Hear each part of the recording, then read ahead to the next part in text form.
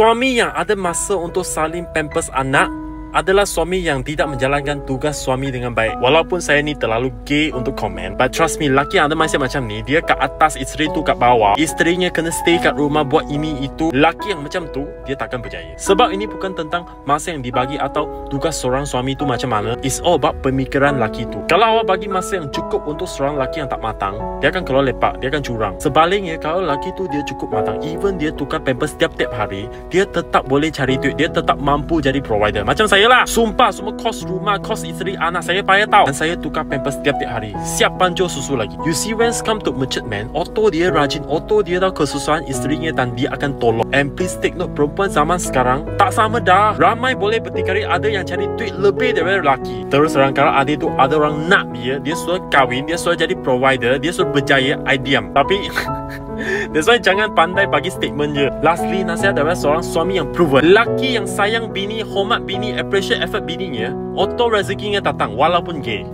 Sekian.